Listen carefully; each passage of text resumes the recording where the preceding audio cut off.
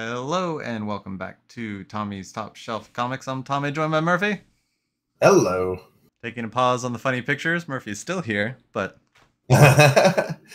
I'm too scared to even try video.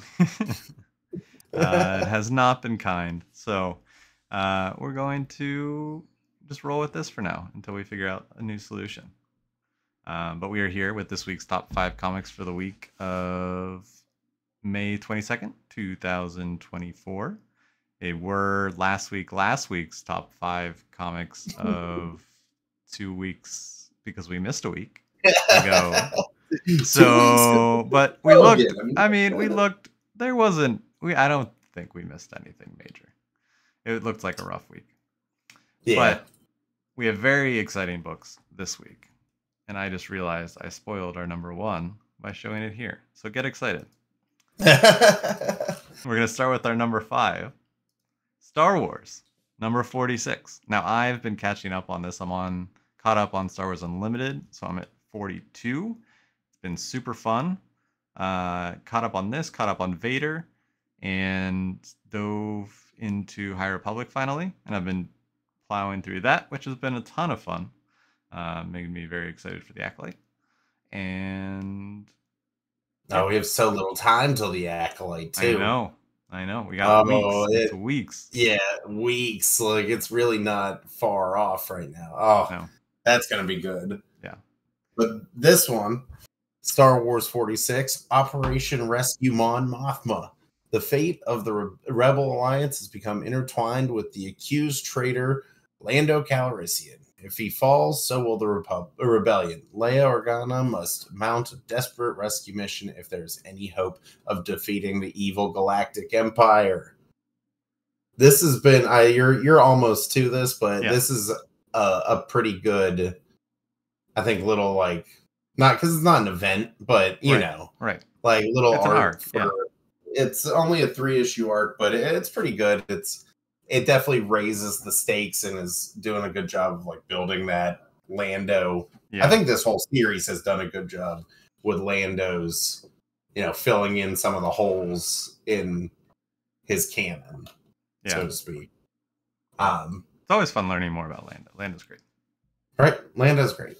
It is getting crazy, though, how long they're just going to keep going without Han Solo. Like, yeah, well, I mean, I want Han.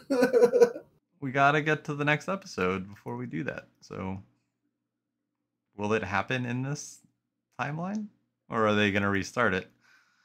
Oh, they're definitely gonna restart it. When are they gonna restart it? When are they gonna restart it? Well, we talked about that. I feel like we're too close to 50.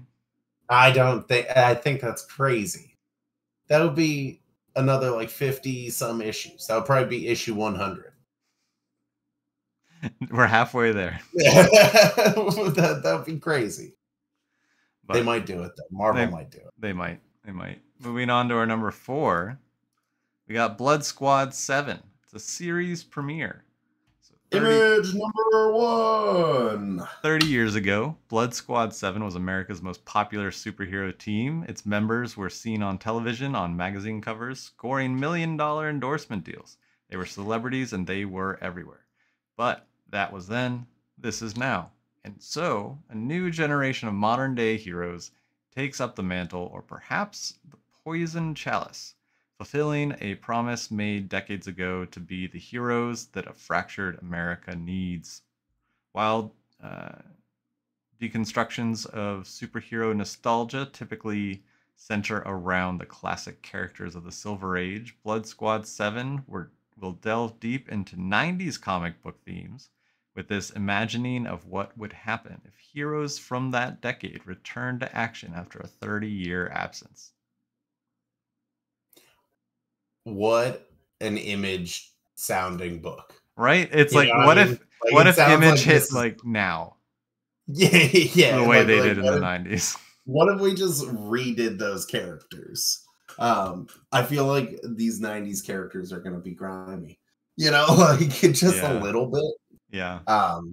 It's definitely going to be interesting. I mean, it's a fun idea. It's like watching. It is. Almost. Yeah. Like, you deal with the old guard, the new guard. And it's definitely always sure to have like a old man joke or something like that. Yeah. So it'll be interesting to see how heroes from the 90s take to that. Yeah. There's a Youngblood homage variant, which is pretty funny. Oh yeah, It's very, very 90s image, which is, I don't know. I'm on board. But yeah.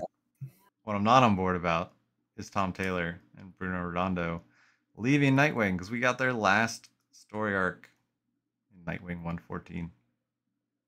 The Eisner Award-winning team of Tom Taylor and Bruno Redondo return. The Eisner Award-winning duo of Tom Taylor and Bruno Redondo reunite to tell Nightwing's greatest story yet. The culmination of Heartless's sabotage on Nightwing reaches its dramatic climax when Nightwing loses his ability to leap, impeding his duties to be the superhero we know and love. Screw you, DC, for writing up a synopsis that said the same thing twice. They got me. But no, this is, it is sad to see the end of this run. Yeah. I have really enjoyed Tom Taylor. I mean, both of us have talked about it. Tom Taylor, he really saved Nightwing. It was a dark time. There was a dark time for a while as a Nightwing fan. And this was a very well needed light. Yeah, I mean, and they've put him in charge of basically Nightwing's everything, you know? Yeah. He writes Titans, which is Nightwing centric. Like, it's good. And what his events too end up being Nightwing centric now. It's been awesome. Yeah, right. It's been awesome though. So final arc starts here, 5 more issues, and then we get to see what the next group does. Do we know? I haven't even looked up. I was just about to say I haven't even looked it up. May not be announced yet. It's a 5-issue arc, so we got like 5 issues. I mean, yeah, it's a little less than 6 months. I don't think solicitations go out that far. Yeah, that's fair. But usually if it's a creative team changing, yeah. It's gonna be Zdarsky. Oh no! Let Zdarsky write them all. I mean, I would read it. But I feel like that would go sideways. Guess who's back? Back again. Guess who's back? Finally! Tell a friend. The Green Goblin returns in this landmark and massive issue of ASM that boasts not only a double-sized main story, but some important instant Spider-Man classics by legends and legends to be. The sins of Norman Osborn have found their way home, and Norman shows his true color, green. But is it truly that simple? Spidey and Gobby's brutal fight is one for the ages, and you don't want to miss this ending. Plus, Marv Wolfman returns to Spider-Man. Nikisha Shukla tells a story that will stay with you for a long time, and more. If you could see my hands right now, they'd be raised. I've been talking about this since we started these videos. Yeah. Bring me back Norman Osborn. Yeah, we did. That's when we started this channel, right?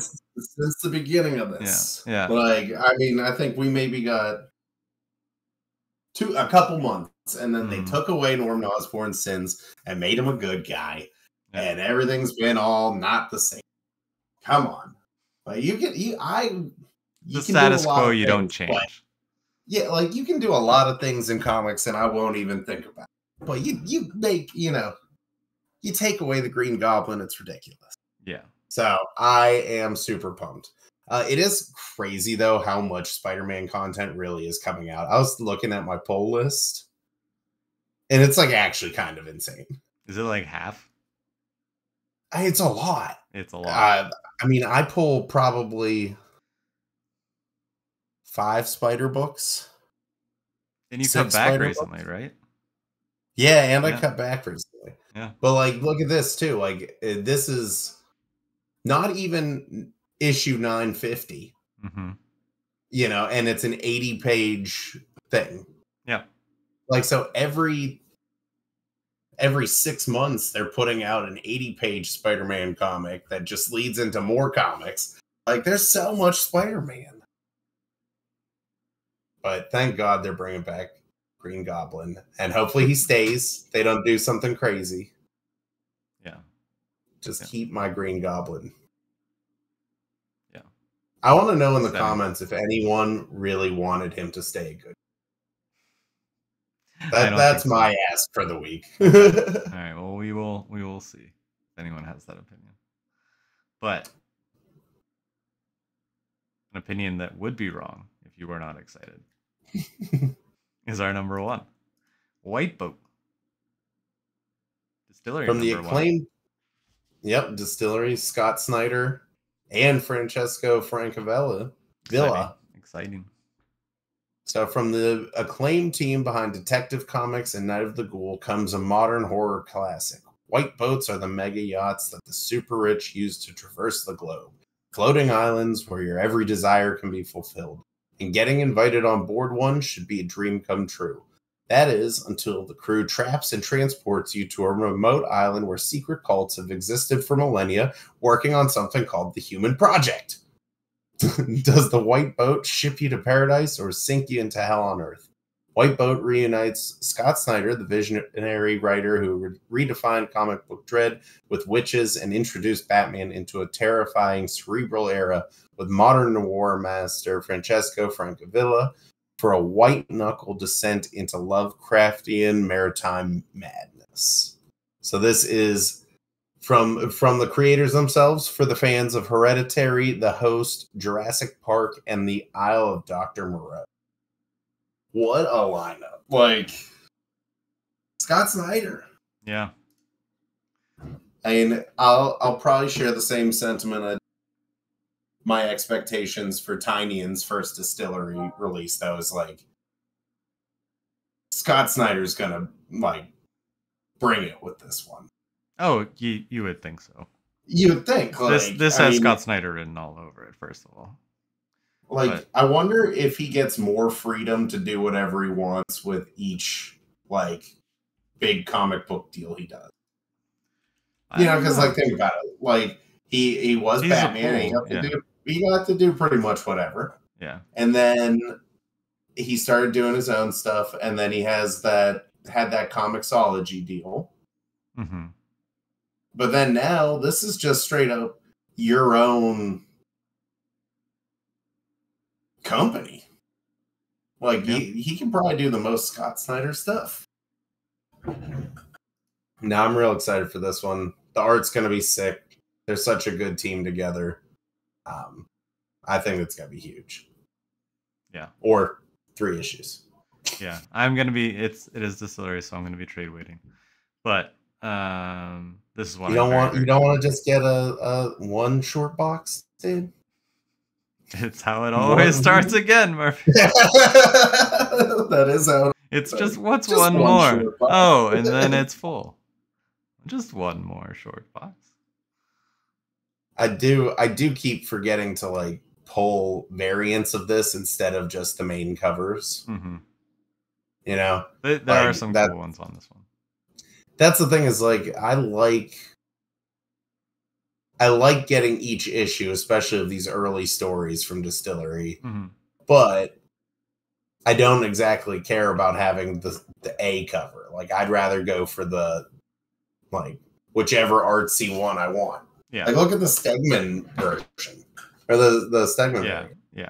The Stegman one's like, that's super cool. Like, so I keep forgetting to do it. Yeah. But that's probably for the best. It is.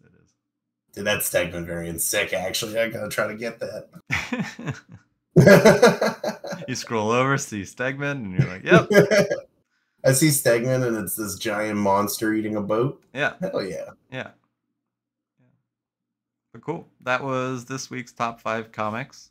So until next week, when these comics are last week's comics and next week's comics are this week's comics, we'll catch you guys later. See ya.